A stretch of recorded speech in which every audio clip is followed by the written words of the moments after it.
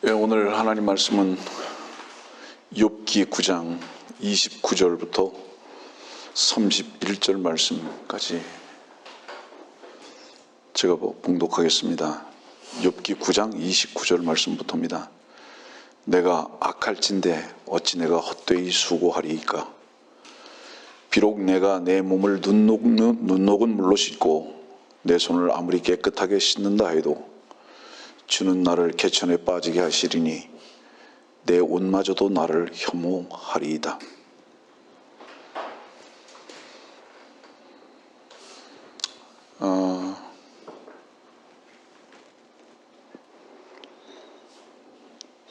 오늘의 예배가 많이 고맙습니다. 특별 찬송이 어떤 큰 교회의 합창보다 더 아름답습니다. 왜냐하면 두 사람의 그 찬송은 그 마음속에 이미 간증이 된 간증을 곡조로 불러서 붙여서 한 찬송이기 때문에 나 같은 죄인 살리신 그 은혜에 고마워. 우리 모두의 찬송이죠. 지난 주간에는 여러분들 알다시피 구원의 기쁜 소식이라는 제목으로 성경 공부를 밖으로 내보냈는데, 감사하게도 미국 캘리포니아로부터 우리 의정부 독립침례교회 성도님들께 감사하고, 또 그 구원의 복음을 이렇게 분명하게 전해주셔서 구원의 분명한 확신과 정리가 되게 된 것에 대해서 매우 감사하다는 문자 메시지를 받는 아주 기쁜 한 주간이었습니다.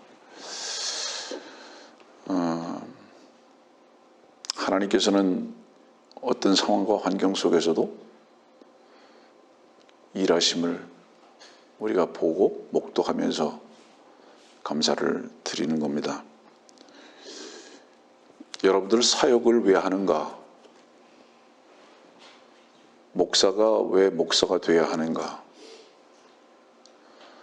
설교를 생뚱하게 시작하는지 모르겠지만 하나님께서 어떤 사명감을 먼저 주지 아니하시고 목사가 되거나 사역을 하는 것은 자기 일이 되는 것입니다.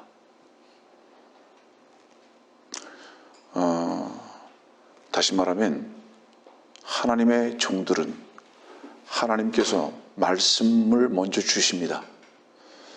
말씀을 먼저 주시고 그 말씀의 선포를 부탁하십니다.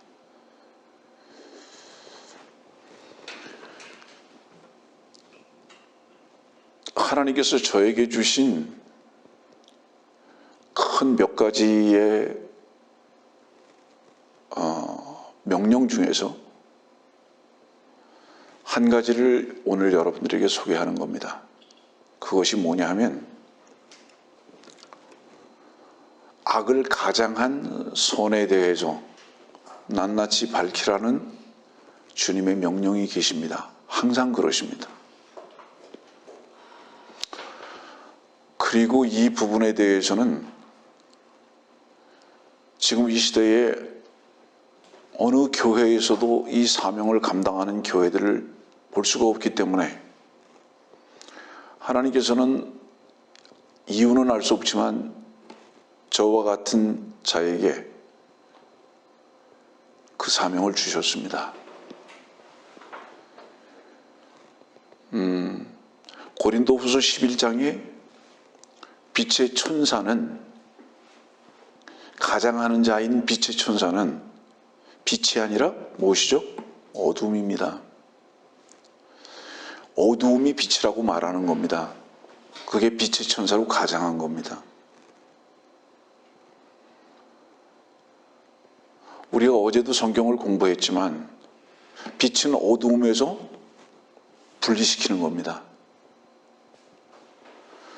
우리 모두는 하나님 앞에서 빛 되신 주님 앞으로 나아가려면 반드시 먼저 어디서 우리 자신이 발견되어야 하느냐면 어두움에서 발견되어야 합니다. 철저한 어두움에서 먼저 발견되어야 합니다.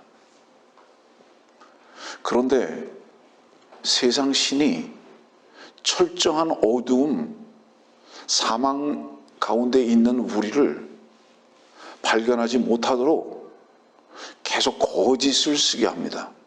그 거짓을 쓰게 하는 게 뭐냐면 우리를 개발하게 한다는 말입니다. 우리에게 뭔가 소망이 있는 것 같이 착각하게 하는 거예요. 우리가 노력하고 개발하면 뭔가 될 수 있는 것 같이, 다시 말하면 우리가 빛된 자가 될 수 있다고 자꾸 가르쳐 주는 거예요. 절대로 다른 스스로 빛을 비추지 못함을 여러분들은 아실 것입니다. 달은 스스로 빛을 절대 비추지 못합니다. 달은 죽음의 색깔입니다. 흑암의 색깔이고 재의 색깔입니다. 그러나 이 재의 색깔과 흑암의 색깔인 달이 빛을 비추려면 자체적으로 빛이 발광하는 것이 아니라 태양의 빛을 반사시키고 있을 뿐이라는 것을 여러분들은 알 것입니다. 근데 빛의 천사는 자꾸 우리로 하여금 빛을 나타내 보이라고 말하는 것입니다. 여기에 스스로가 다 속는 거예요. 하나님께서는 저에게 바로 이 일을 밝혀내라고 말씀을 하십니다. 그래서 제가 하나님의 말씀을 들고 메시지를 전하는 그 날까지 저는 이 일을 계속할 수밖에 없을 것입니다. 왜냐하면 저의 사역의 시작이 그것으로 인해서 사역이 됐기 때문입니다. 이유가 뭔지 아세요? 제 자신이 철저하게 속았기 때문에.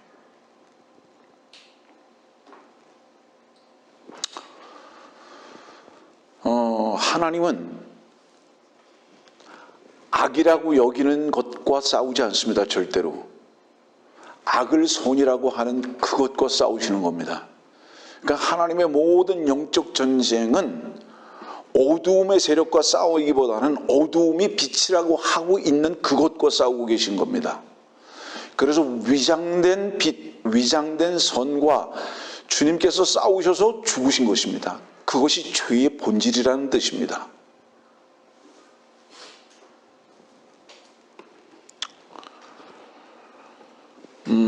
우리 욥기 1장 1절을 한번 보실래요? 욥기, 오늘 우리가 9장의 본문의 말씀인데 욥기 1장 1절을 한번 보세요. 그 사람은 온전하고 정직하며 하나님을 두려워하고 악을 피하는 사람이더라. 누구죠? 그 사람이? 욥입니다. 지금 욥을 이렇게 시작하고 있어요. 이 욥은 어떤 사람이라고요? 온전하고 정직하고 하나님을 두려워하고 악을 피하는 사람. 근데 여러분들에게 제가 오늘 이렇게 질문합니다. 역사 이래 욥과 같이 고난과 환난을 받아본 사람이 존재했던가? 어때요? 없습니다. 이렇게 온전하고 정직하고 하나님을 두려워하고 악을 피했던 이 욥이 왜 역사상 가장 고난과 환난을 극심하게 치룬 사람으로 실제적으로 기록되고 있죠? 이 욥은 실제적 인물입니다. 그리고 여러분들이 알다시피 이 욥은 성경 66권 중에서 가장 먼저 쓰여진 성경입니다. 가장 먼저 쓰여진 성경이잖아요, 이 욥이. 편제는 창세기로부터 시작하고 있지만 성경이 쓰여진 순서로 얘기하면 욥이 가장 먼저 쓰여진 성경인데, 이 가장 먼저 쓰여진 성경인 이 욥이 어느 때를 가리키고 있는 것인 줄 아십니까, 여러분들? 성경의 맨 마지막을 장식하고 있는 바로 그 때를 가리키고 있다는 것은 이건 상당히 깊은 어떤 의미가 있는 것입니다. 가장 먼저 쓰여졌던 성경이 이 욥기 1장부터 42장이 유대인들의 대환란, 다시 말하면 이 세상이 끝날 때까지 다루고 계시다는 것은 무엇을 의미하느냐? 하나님이 선을 향하신, 위장된 선을 향하신 그 위선을 드러내고 그것을 처리하시는 그 싸움이 얼마나 그분의 역사성 속에서 처절하게 계속되는 것인가 하는 것을 극명하게 보여주고 계시다는 것을 잊어버리지 마십시오, 여러분들. 다시 말하면 창세기 1장 2절부터 시작된 그 어두움의 세력이 종식될 그때까지, 어저께 우리 공부했듯이 계시록 21장까지 하나님께서는 위장된 바로 이 선과 싸우고 계신 겁니다. 그리고 역사성 속에서 가장 위장된 사탄의 종이 누구였느냐? 카인입니다. 카인은 여러분들 알다시피 창세기 4장부터 등장하는 이 카인은 하나님 앞에서 왜 문제가 됐죠? 한 가지 문제, 다른 거 아니에요. 자기를 몰랐던 겁니다. 카인은. 그 자기 자신이 어떤 존재인지 아세요? 노력하면 되는 존재로 자기 자신을 착각했던 겁니다. 카인은. 그래서 땀을 흘리고 노력하면 하나님께 뭔가 인정받을 수 있는 존재라는 것을 가지고 나왔다는 것은 무엇을 의미하느냐 하면, 카인이 반드시 죽음으로 나가야 할 존재인 것을 인정하지 않은 거예요. 모르는 거예요. 자기는 죽어야 한다는 것을 모르는 겁니다. 다시 말하면 자기 자신이 어둠이라는 것을 모르는 거예요, 카인이. 그래서 지금 모든 사람들은 카인의 길로 향하고 있는 겁니다. 이 싸움이 하나님의 역사성 속에서 얼마나 오랜 동안의 싸움이신지, 그 이 싸움은 어제도 성경 공부를 했듯이 주께서 완전히 쉬실 때까지 그 싸움을 하실 것입니다. 일곱째 날에 비로소 쉬시겠죠.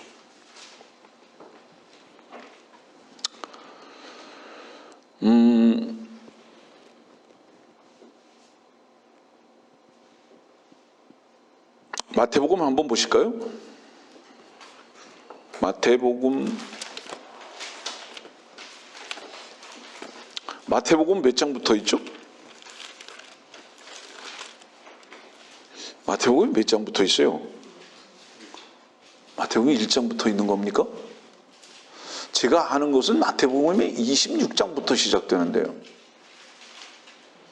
그 여러분들이 알고 있는 거하고 좀 다르네요. 물론 뭐 여러분들도 제가 질문하는 의미를 이제 알았으니까 무슨 뜻인지는 아시겠지만, 마태복음 1장부터 26장이 될 때까지는 은혜의 복음이 아니잖아요. 이거는 천국 복음입니다. 그래서 복음이라는 어떤 단어를 사용하기는 하지만 은혜의 복음이 아니라 천국 복음이죠. 그랬다가 지금 우리 시대인 교회 시대, 은혜 시대의 은혜의 복음의 시작은 마태복음 26장으로부터 시작이 되죠. 효력을 발생한다는 것을 말하는 게 아니라. 그래서 마태복음 26장 보면 28절에 이는 이것이 죄들을 사하심으로 인하여 많은 사람을 위해 흘리는 나의 새 언약의 피이기 때문이라 그랬습니다. 이 말씀을 여러분들에게 읽어드린 이유가 뭔지 아세요? 새 언약은, 신약은 반드시 죄들을 사하심으로 인하여 많은 사람을 위해 흘리는 나의 새 언약의 피이기 때문에 여러분들이 그 많은 사람에게 하나가 된 사람으로 들어가려면, 주님의 새 언약에 속한, 은혜에 속한 사람으로 들어가려면 죄를 알아야 되는 거예요. 죄를 알아야 되는 거예요. 그래서 마태복음 26장 28절을 내가 마태복음 1장이라고 말하는 이유가 거기 있는 거예요. 여러분들의 시작은 마태복음 26장 28절에서 시작돼야 된다 이 말이에요. 그 죄에서 시작돼야 된다 이 말이에요. 그리고 마태복음 27장을 가니까 어떤 게 나옵니까? 이제 50절 말씀 봅시다. 예수께서 다시 큰 음성으로 소리 지르신 후 숨을 거두시더라. 이분이 죽으신 이유는 뭐죠? 마태복음 26장을 이루시기 위해서죠. 마태복음 26장이 뭐죠? 새 언약의 피, 신약을 이루시기 위해서 주님은 숨을 거두시는 거죠. 그 다음에 놀랍게도요, 마태복음 28장 1절이 제시됩니다. 안식일이 끝날 무렵 그 주의 첫날 새벽이 시작될 때 막달라 마리아와 다른 마리아가 무덤을 보러 갔더라. 근데 그 무덤 속에 주님은 안 계십니다.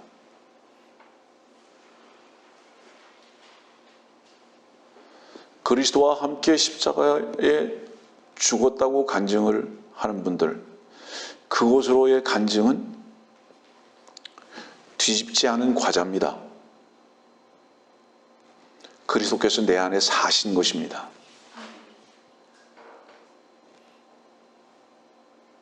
그래서 갈라디아서 2장 20절은 크게 두 섹션으로 나눠지는 겁니다. 하나는 내가 그리스도와 함께 십자가에 죽은 겁니다. 그리스도와 함께. 그 다음에 내 안에 그리스도께서 사시는 것이라. 이것이 마태복음 26장, 27장과 28장으로 넘어가는 과정을 말씀을 드리는 건데, 근데 안식일이 끝날 무렵 그랬거든요. 율법과 저주가 끝나야 됩니다. 우리 모든 세상 사람들의 죄는 무엇이냐 하면 양심에 붙들려 있는 겁니다. 이게 끝나야 돼요. 이것이 끝나니까 그 다음이 뭐가 되죠? 주의 첫날이 됩니다. 우리가 주라고 고백하는 이유가 뭐냐 하면 그분과 함께 끝났기 때문에, 그리고 그분께서 우리 안에 주가 되셨기 때문에 우리가 그를 주라고 호칭하는 겁니다. 고백하는 것입니다. 그리고 그날이 새벽이 됐는데 그 새벽이 첫날입니다. 이 말씀을 이제 깊이 있게 여러분들에게 말씀을 드릴 수는 없고요. 주 안에서 첫날이 되기를 원하는 사람들, 그런 사람은 반드시 무엇 해야 되는지 아세요? 먼저 죽어야 돼요.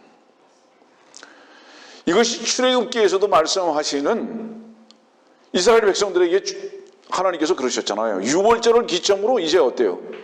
첫날입니다. 첫 해 새롭게 되는 거예요. 절대로 죽지 않으면은 예전 것이에요. 이전 것이에요.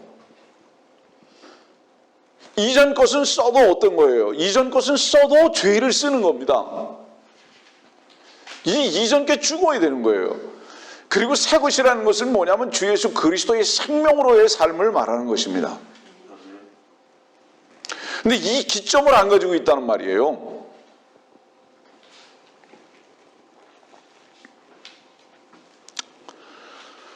여러분들은 여러분들의 날이 아니라 주의 첫날을 경험하셨습니까? 여러분들의 날은 여러분들의 어머니에게서 나온 날이겠지만 주의 첫날은 거듭난 날입니다. 이 주의 첫날이 여러분들에게서 경험이 되었는가? 그럼 이 주의 첫날이 경험되기 위해서는 반드시 무엇이 전제가 되어야 하느냐 하면 죄를 알아야 하고 그 죄의 값은 반드시 죽어야 한다는 것을 알아야 하는 것입니다. 그 과정을 거쳐서 주님은 여러분들을 대신해서 숨을 거두시고 무덤에 들어가셨다가 다시 사신 것입니다. 그 생명 안에서 살아가는 새 삶이 첫날인 것인 거예요.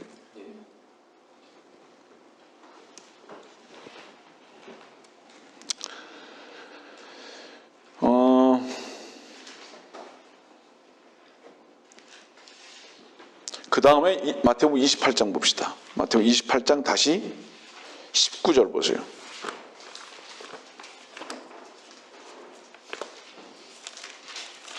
마태복음 28장 19절. 그러므로 너희는 가서, 여러분들 주님께서 죽고 다시 사시고 난 다음에 가서 어디로 가는지 아세요? 잠깐 주목하세요. 어디로 가시는지 아세요? 모든 민족들에게 가시는 거예요. 가는 거예요. 이제 드디어 민족들에게 가잖아요. 누가? 제자들이. 유대인에게 머무르지 않는단 말이에요. 민족들에게 가는 거예요. 가서 그 다음에 어때요? 민족들을, 복수가 나오죠. 그 다음에 뭐가 나오는지 아세요? 아버지와 아들과 성령의 이름으로 침례를 주며, 아버지와 아들과 성령의 이름을 이름들이라고 복수로 말씀하지 않고 단수로 이름으로. 그 이름이 뭔지 아세요? 주입니다. 아버지와 아들과 성령의 이름의 단수의 호칭은 주예요. 이제 이게 언제부터 이렇게 된 겁니까? 주님께서 죽고 다시 사시고 부활하신 후부터 이렇게 된 거예요. 그래서 그 은혜의 복음이 우리에게 온 것입니다. 그래서 우리에게 오는 바로 이 은혜의 복음이 우리에게 오기 위해서는 그 전제가 뭐냐 하면 반드시 죄로 인해서 죽어야 하는 위치에 우리가 먼저 발견되어져야 된다 이 말이에요. 근데 이 시작을 하지 아니하고 죽어야 할 우리를 쓰는 행위들을 가지고 가짜 성도들이라고 말하는 것입니다. 그것이 바로 무엇이냐면 어두움을 가지고 빛으로 드러내려고 하는 스스로 자기 자신에게 갇힌 자들입니다. 이제 오늘 욥기 9장으로 가죠.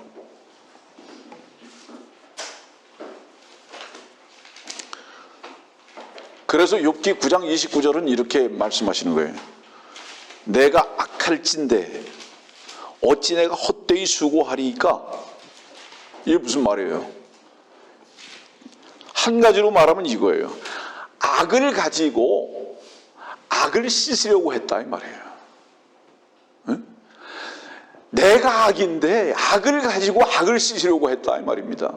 자, 처음에 전 여러분들에게 이렇게 이 말씀을 시작했어요. 욥기 1장 1절을 가지고. 이 욥기 1장 1절은 욥을 굉장히 위대하게 평가하고 있잖아요. 그런데 이 욥이 왜 고통을 당하느냐 이 말이에요. 왜 이렇게 역사상 가장 고난을 많이 당한 사람으로 기록되게 하느냐 이 말이에요. 이 욥이. 이유가 뭐냐? 다른 거 아니에요. 하나님은 가짜 선과 싸우신다. 하나님은 42개월 동안 가짜 선과 싸우신다. 그래서 철저하게 그 가짜 선을 다루시기를 위한 바로 그 전쟁을 하고 계시다. 하나님은. 예. 이게 하나님 참 무서우시죠? 저는 이렇게 말합니다. 사람들이요, 김요한이의 설교는 듣고 싶지 않다. 김요한이는 혐오스럽다. 그렇게 말하는 분들이 꽤 많이 계신 줄을 압니다.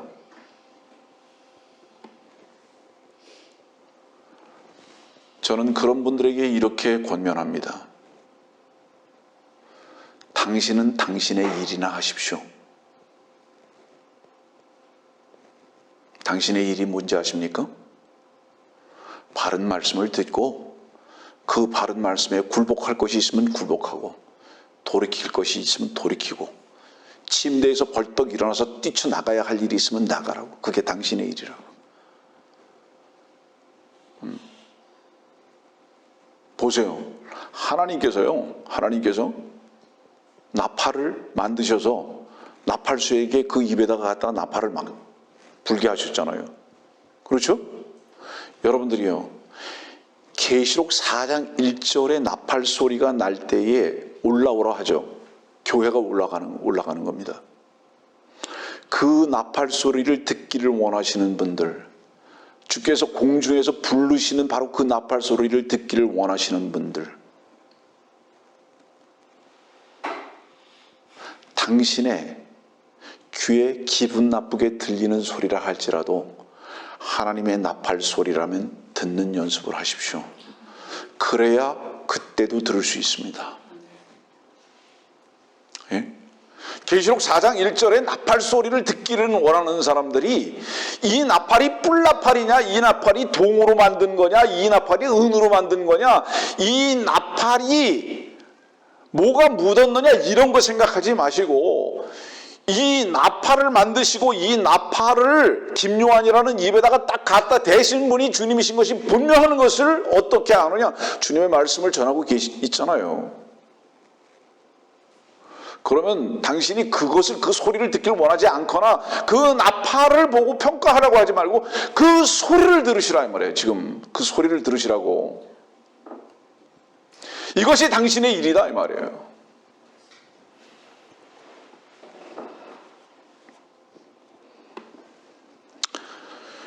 본문으로 다시 돌아갑니다. 악한 자가 헛되이 수고한다. 그 악한 자가 악한 것을 해결하지 아니하고 일하는 것은 전부 다 악한 거다. 그런 사람들은 그 자신이, 악한 그 자신이 욥을 말하는 거예요. 욥을 말하는 거예요. 그 자신이 하나님의 일을 많이 하면 할수록 그 일은 헛된 일이다 이 말이에요. 지금 욥 스스로가 말하는 거예요. 그렇게. 왜 헛된 거냐?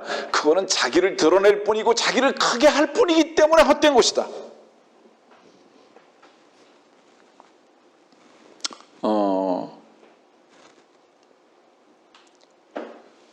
무화과나무는 이스라엘을 가리키죠. 무화과나무에 열매가 안 열려도 무화과나무입니다. 맞죠?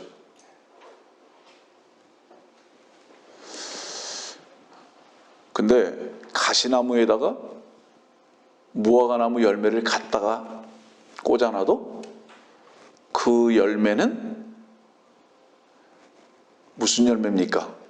그 열매는 가시나무에서 갖다가 가시나무에 그 가시에다 갖다 꽂아놨지만 그 나무에서 올라온 게 아니에요. 다른 데서 따다가 놓은 거예요. 그렇잖아요.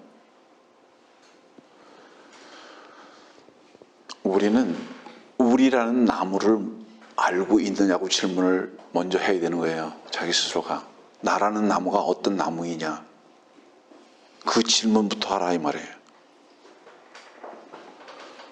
생명나무에서 나지 아니하는 열매는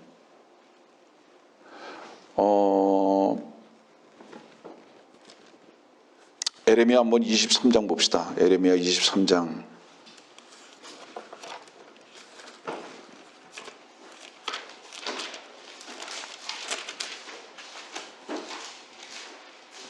28절입니다. 꿈을 가진 선지자는 꿈을 말하며 내 말을 가진 자는 내 말을 신실하게 고할지니라. 쭉정이가 미래에게 무엇이겠느냐? 주가 말하노라. 여러분들은 혹시 제 마음을 얼마나 이해할지 모르겠지만요. 제가 설교를 할 때에 저도 괴로울 때가 있어요. 때로는. 그 괴로울 때가 뭔지 아세요? 뭔가 좀 이렇게 쓰다듬어주고 부드럽게 좀 해주고 싶은 생각이 없지 않아요. 제 마음속에도. 그런데 오늘도 왜 욥기 9장의 말씀을 전해야 하는가에 대한 괴로움이 있다 이 말이에요. 인간적 괴로움을 말하는 거예요.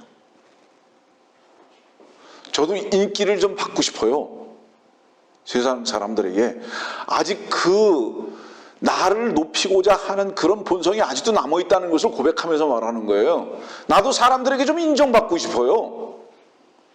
유튜브의 설교를 좀 매끄럽게 해가지고 사람들 듣게 많이 좀 좋게 매끄럽게 해가지고 수많은 사람들이 좀 들을 수 있게 좀 하고 싶은 생각도 없지 않아 있어요. 근데 목표가 많은 사람들이 듣게 하는 것이 목표가 되지 못하게 하시는 거예요. 주님께서 안에서. 너는 그냥 내가 전하라는 말씀을 전하라고 말씀을 하시기 때문에 사람들에게 인기 있는 설교를 할 수가 없는 것에 대한 답답함도 있어요. 오늘의 이 설교도 모든 사람들의 가슴을 후벼 팔 수밖에 없는 설교이기 때문에 갈등이 있다 이 말이에요. 이 말을 하는 거예요. 쭉정이가 미래에게 무엇이겠느냐? 이 쭉정이는 어디에 달린 쭉정이에요? 이 쭉정이는요, 가시나무에 달린 쭉정이가 아니에요. 밀에게 달린 쭉정이에요. 밀에게 달린 그렇잖아요. 여러분들 별을 알잖아요. 벼 보면은 쭉정이도 있고 정말 벼도 있잖아요. 똑같아요. 생긴 게 똑같아요. 종교인들을 말하는 거예요. 종교인들을 말하는 거예요. 뭐가 없죠? 쭉정이 뭐가 없는 거예요? 생명이 없어요. 생명이. 이거는 뭔지 아세요?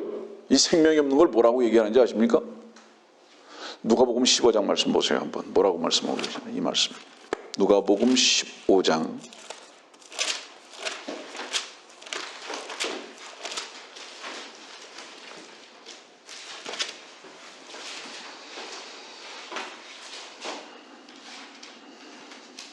4 누가복음 15장 16절.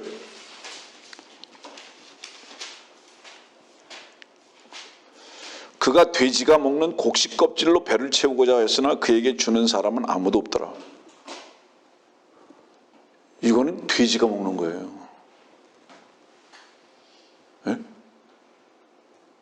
알곡이 아니라 껍데기는 돼지가 먹는 거라고요. 네? 여러분들이 생명의 주님으로 인해서 거듭났다면 쭉정이가 아니에요.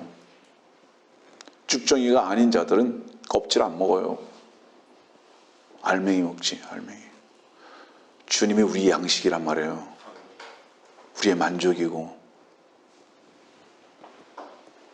근데 돼지가 먹는 곡식 껍질로 배를 채워요. 이게 무슨 뜻이죠?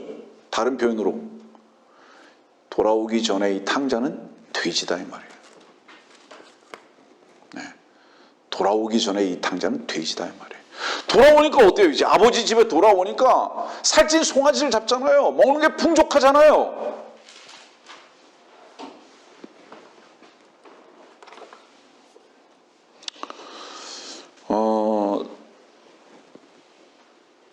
시골에서 땔감으로 가장 좋은 게 뭔지 아세요? 바로 이런 것들이에요. 예. 껍질들, 그 다음에 죽은 나무들, 다 이게 다 땔감이에요. 거기에다가 멋지게 갖다 장식을 다 해놔도 다 태워버릴 거예요. 아무 의미도 없어요.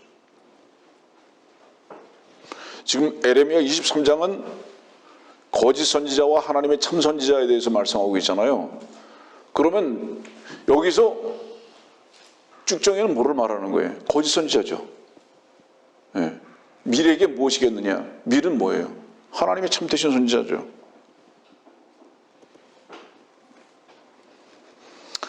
여러분들에게 다시 질문합니다. 바울이 왜 죄인 중에 두목이 됐죠? 이유가 뭘까요? 스데반을 죽였기 때문에. 왜 죽였죠? 바울이 왜 죄인 중에 두목이 됐어요? 그 답을 로마서 7장에서 찾아보세요. 오호라 나는 비참한 사람이로다. 그는 사망의 몸을 가지고 하나님을 기쁘게 하려고 하는 몸부림을 쳤었기 때문에 죄인 중에 두목이라고 말하는 거예요. 그가 도둑질을 했거나 강도질을 했거나 누구를 모함했거나 어떤 짓거리를 했기 때문이 아니라 이 육신의 저주받은 육신을 가지고 사망의 육신을 가지고 살아계신 하나님의 일을 하려고 몸부림친 것을 가지고 말하는 거예요. 이것이 죄인 중에 두목이라고 말하는 겁니다. 여러분들. 응? 왜냐하면 지금도 종교인들의 행태를 가지고 자기의 열심을 가지고 하나님을 기쁘시게 하려고 하는 그들은 뭔지 아십니까? 사탄의 천병입니다. 천병. 사탄의 천병.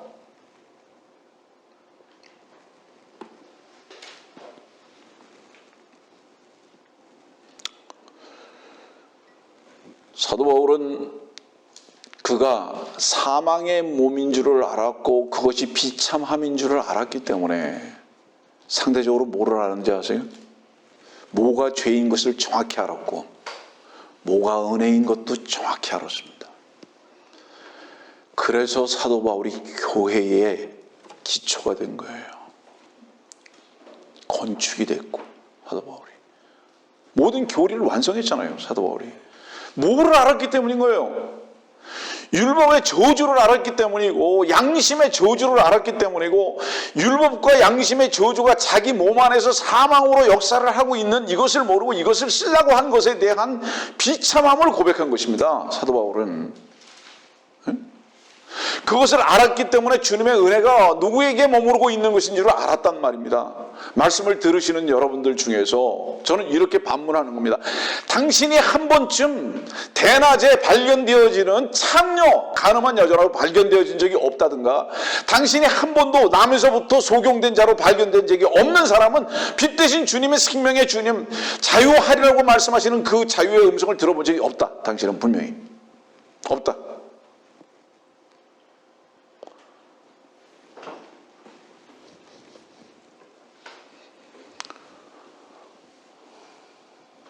요한복음 15장은 아버지는 농부시라고 말합니다. 농부가요, 길에다가 씨를 뿌리는 농부 하나도 없습니다. 아스팔트에다 기 뿌리겠어요? 씨 뿌리겠어요? 6,000년 동안이나 다지고 다져진 그 길 위에다가 씨 뿌리겠냐고요? 안 뿌리죠? 그 농부는 말씀의 씨를 어디에다 뿌리실까요? 먼저 갈아엎어야 돼요. 갈아엎어야 된다고. 갈아엎는 이유는 뭐죠? 뿌리를 내리게 하기 위해서. 네? 하나님께서는 하나님의 말씀에 씨이신 주 예수 그리스도를 어디다 뿌리는지 아세요? 갈아엎은 후에 뿌리시는 거예요. 자기 자신의 내면을 하나님의 말씀 가운데 갈아엎어지는 고통이 없이 주의 생명의 삶을 산다고요? 거짓말하지 마세요. 바로 이 짓거리를 지금 욥이 하고 있었다는 얘기입니다. 이것에 대해서 고백을 하고 있는 거예요. 29절 말씀이 내가 악한데 헛되이 수고했다 이 말이에요. 헛되이 수고했다.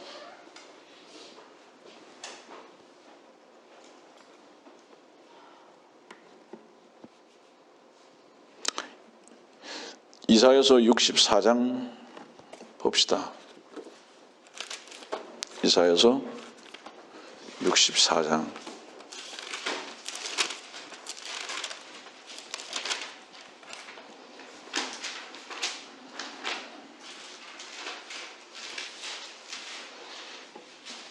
6절입니다.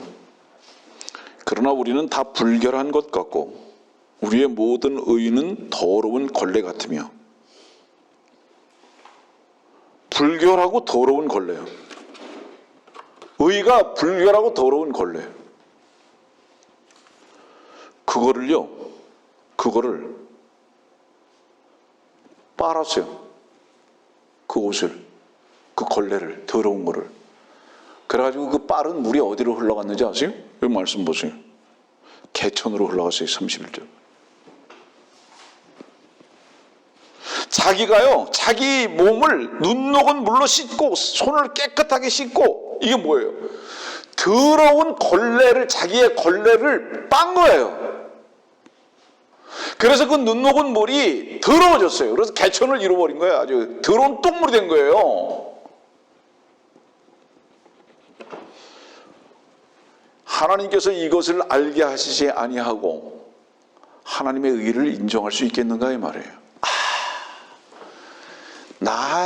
내가 깨끗해지려고 하는 나의 노력은 결국은 더러운 개천이 되는구나. 그래서 여기 이 설교자도요, 나 같은 악한 자도, 여러분들 보세요. 저는 선을 뽐낼 필요가 없는 이유가 뭐냐면 나는 악한 자이기 때문에 선을 뽐낼 필요가 없어요. 그럼 모든 사람들이 저를 악하다고 하잖아요. 사실 악하니까 내가 무슨 선을 뽐내겠어요? 나는 정말로 악하다. 아니 뭐 사도 바울 같이, 욥과 같이 참으로 정직하고 온전하고 악을 떠나고, 예? 이렇게 정말로 그 선을 행하기를 위해서 그렇게 살아서 비참하게 발견된 그런 분들도 계시지만, 사도 바울과 욥과 같이 나는 원래 악한 자예요. 한때는, 주님을 알기 전이죠. 한때는 저도 선하게 살으려고 몸부림을 쳤던 사람 중에 하나지만은 전 단 한 대를 버렸어요. 그냥 아예. 그러다 보니까 저 가불병정이 다 악하다 그래요. 근데 그들이 나를 악하다 그러는 것보다 더 나는 내가 생각할 때 내가 더 잘 알잖아요. 나를. 반론을 제기할 수가 없어요. 맞다고, 나는 악하다고. 그러나 악한 자에게 하나님께서는 이해할 수 없이 왜 악함만 드러내라고 말씀하지 아니하시고 상대적으로 왜 가장된 선을 드러내라고 말씀하시는지 이해가 안 되는 거예요. 그냥 악한데 내버려 둬버리시지. 한번 설명해 보세요. 왜 그러시는 거예요 도대체? 난 주님께 이 질문 드리고 싶은 거예요. 난 위선도 없습니다. 왜? 아니 감출 만한 선이 있어야죠. 옷 다 벗었는데 뭐.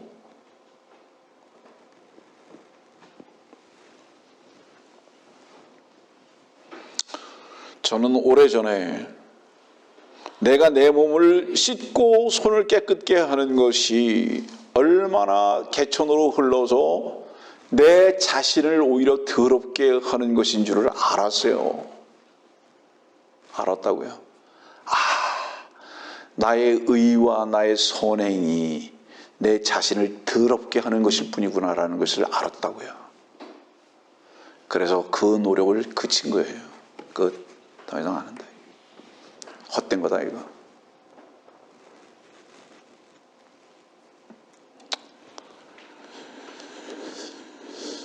어, 30절 말씀 봅니다. 비록 내가 내 몸을 눈녹은 물로 씻고 내 손을 아무리 깨끗하게 씻는다 해도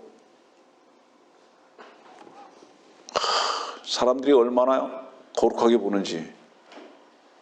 욥을 얼마나 사람들이 거룩하게 봤겠어요? 얼마나 온전하게 얼마나 봤겠어요? 사람들이 평가가 얼마나 좋았겠어요? 여기 내 손을 아무리 깨끗하게 씻는다 해도, 여기 이 내 손을 아무리 깨끗하게 씻는 게 뭔지 아세요? 그의 손으로 하는 모든 행실이 너무 아름다워요. 쉽게 말하면 뭐예요? 구제를 해도 생색도 안 내요. 누구를 도와줘도 내가 했다고 입도 벌리지도 않아요. 근데 욥은 왜 이렇게 지금 고백하고 있죠? 남들의 평가는 어떠하다 할지라도 나는 나를 알아, 이 말이죠. 나는 나를 알아. 가장 아름다운 의를 행할 때도, 가장 멋진 선을 행하는 것 같을 때도 내 속은 악으로부터 시작된 것을 나는 안다, 이 말이죠. 그것 자체가 벌써 더럽게 오염된 것을 나는 안다, 이 말이지. 지금 욥은 지금 이렇게 말하고 있는 거예요. 사람들은 그런 사람들을 보고 빛되게 보인다고, 광채가 난다고 그렇게 말하는 겁니다. 그렇지만 주님께서는 31절에 주님께서는 나를 개천에 빠지게 하신다고.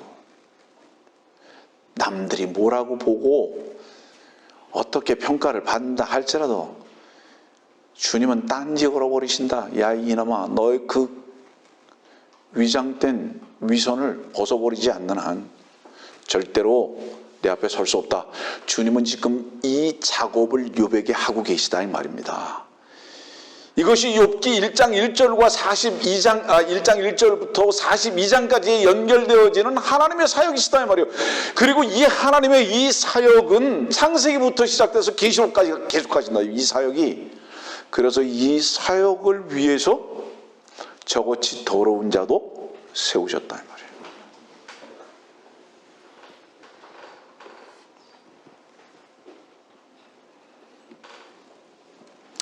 자, 주님께서는 욥이나 바울에게 왜 이 사역을 하실까요? 하나님께서는 여기 서 있는 이놈에게 주님을 알고 나서 40여 년 동안 왜 그 일을 끊임없이 하실까요? 계속 개천에 빠뜨리시잖아요. 계속 개천에 빠뜨리시잖아요. 그 일 왜 하실까요? 계속 이거예요. 야 이놈아, 네가 어떤 놈인지 아냐? 그거 가르쳐 주시는 거예요. 에? 너는 여전히 광채 나는 몸인 줄 알지? 너는 네 손이 여전히 깨끗한 손인 줄 알지? 야 이놈아, 너는 개천에 빠질 놈이야. 그거 하나를 계속 가르쳐 주고 계시다 이 말이에요. 그렇기 때문에 오늘의 이 설교를 할 수 있도록 하셨다 이 말이에요. 그 빠지게 하시고 나의 더러움을 계속 발견케 하셔서 네가 어떤 놈인지 아느냐라는 것을 알게 하시고 이 사역을 맡기셨다는 거예요. 그것은 곧 무엇을 의미하느냐? 너만이 아니라 모든 사람들은 다 너와 똑같은 놈이라는 것을 주님께서는 말씀하고 계셨다 이 말이에요. 나에게.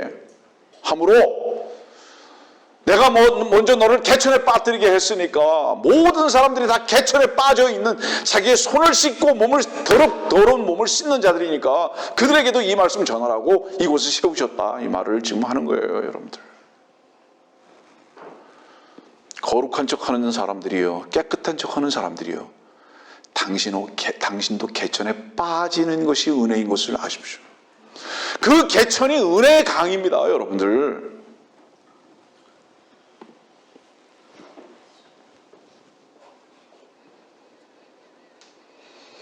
내가 누군지 아느냐? 내가 누군지 아느냐? 그 질문을 주님으로부터 받기 전에 여기서 설교하는 설교자도 어떤 행위를 했는지 아세요? 한석봉이 엄마가 밤새도록 떡 쓸듯이, 옛날 우리 어머니가 종으로 사셨던 것을 기억하는데 그 피곤한 몸에도 불구하고 밤늦도록까지 바느질 하시듯이. 그 바느질 왜 하죠? 깨끗하게 입고 싶어서. 우리들은 밤낮 없이 바느질합니다. 어떤 바느질 하는지 아세요? 남들에게 잘 보이고 싶어서 옷 계속 바느질해요. 찢어진 데 또 꿰매고, 뭔가 구겨진 거 다시 대름질하고. 우리 아버님도 참 까다로우셨어요. 보통 까다로운 분이 아니에요. 우리 어머니가 우리 아버지의 까다로우신 것을 다 뒷바라지 하신 것을 기억합니다. 그 까다로우신 우리 아버지를 닮았죠, 저도. 여러분들이요, 여러분들의 하는 바느질과 다림질은요, 주님의 일을 방해하는 것입니다. 네. 여러분들 혹시 마닐라 루프 압니까? 필리핀에서 나오는 마닐라 루프라는 게 뭐냐면 이 배와 배를 연결해주고 잡아당기는 그 끈 있죠? 굉장히 강합니다. 이것을 무엇으로 만드는지 아세요? 이 필리핀 쪽에서 많이 나오는데 그 이유가 뭔지 아세요, 여러분들? 위에서 떨어지는 야자 열매죠. 바로 그 나무로 실을 만듭니다. 그래서 그 끈을 만드는 거예요. 마닐라 루프라고 그러는데. 또 다른 말이 있죠. 고래심줄 같다고. 다 고래심줄들이에요.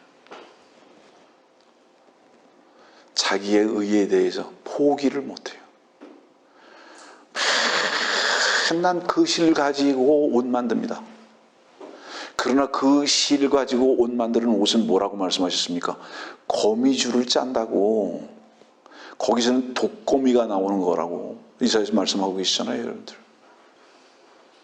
그런데도 계속 그것만 짜고 있습니다.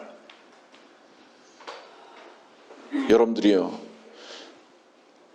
밖에서 말씀을 들으시는 분들, 그것은 여러분들을 자유하게 할 수 있는 옷이 아닙니다. 그것은 여러분들을 오히려 스스로 지옥으로 집어넣어주는 자물통입니다. 여러분들 스스로를 묶어놓는 올가미일 뿐이에요.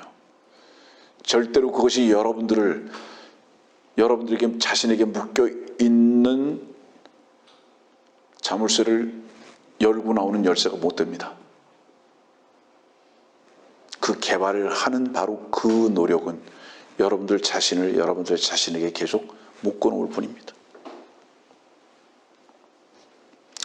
그 사람은 누구의 포로가 된 자인지 아십니까? 그 사람은 자기 자신에게 포로가 된 자입니다. 말씀 정리할게요. 주님의 은총은 여러분들의 가정을 행복하게 하거나 여러분들을 건강하게 하거나 사업을 번창하게 하시는 곳으로 향하지 않습니다. 주님의 은총은 먼저 어리석은 나를 알게 하십니다.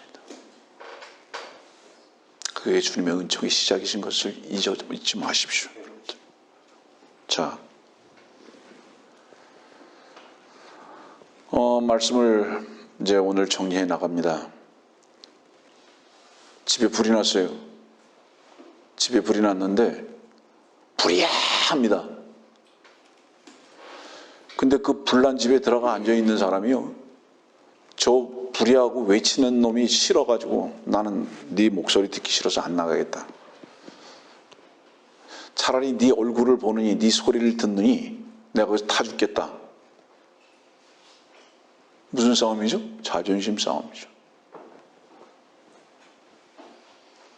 물에서, 바다에서 빠져가지고 꼴깍꼴깍 하고 있어요. 밧줄을 던졌어요. 지나가던 어부가. 그랬더니 뭐라 그러는지 아세요? 나 저 어부의 꼬락서니 보니까 저 나쁜 놈의 새끼, 난 네가 던져주는 밧줄은 잡지도 않을 거야. 무슨 싸움이죠? 자존심 싸움. 아무 어부나 당신에게 줄 던져주고 있지 않고요, 비록 당신의 귀에 듣기 싫은 불이야라는 소리가 있다 할지라도 그 외치는 자는 외치는 자 나름대로 주 앞에 그냥 있게 하고 당신은 침대에서 뛰쳐나와서 당신의 길을 가라 이 말이에요. 나와 만나자, 이 교회에 오자 아닙니다. 주의 길 가운데 가라고. 당신의 의에 더러운 옷을 벗어버리고 당신 자신이 그것으로 인해서 실패해서 더러운 개천에 빠진 모습을 한번 보고, 그래서 오늘도 이렇게 외치는 것입니다, 여러분.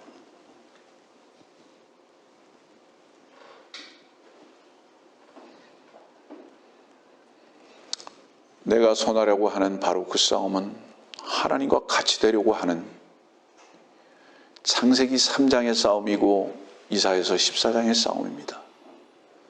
그 싸움을 이제는 더 이상 멈춰야 됩니다. 바로 이 자존심이 당신을 만족해 본 적이 있습니까? 저는 오늘의 이 말씀도 들어야 할 사람들이 너무 많다고 생각합니다. 그런데 전부 다 종교인이 되어버리고 말았습니다. 종교인이 된 가장 큰 이유 한 가지가 있습니다. 자신을 모르기 때문에 자신을 개발하고만 살려고 하는 겁니다. 이게 모든 종교인들의 행태입니다. 그런 사람들의 그 목표는 바뀌어져야 합니다. 그 목표를 가지고 있는 한 그들이 가지고 보고 있는 목적지는 절대로 지옥이 될 것이기 때문입니다. 하나님께서는 오늘 우리에게 이 욥기 9장에 있는 말씀을 통해서 가장 선하게 살고 정직하게 살고 온전하게 살고 하나님을 두려워하고 살았던 욥조차도 내가 왜 다루고 있는 줄 아느냐? 욥 자신이 말씀하고 계십니다. 나는 더러운 자라고. 그렇기 때문에 지금 하나님과 싸우고 있다. 여러분들이요, 하나님과 싸우지 마십시오. 하나님만이 더러운 우리들의 의로운 옷이 되신다고 말씀하고 계십니다. 우리 자신의 자존심을 내려놓고 주님께 달려나가는 은혜로운 자들이 되시기를 바랍니다.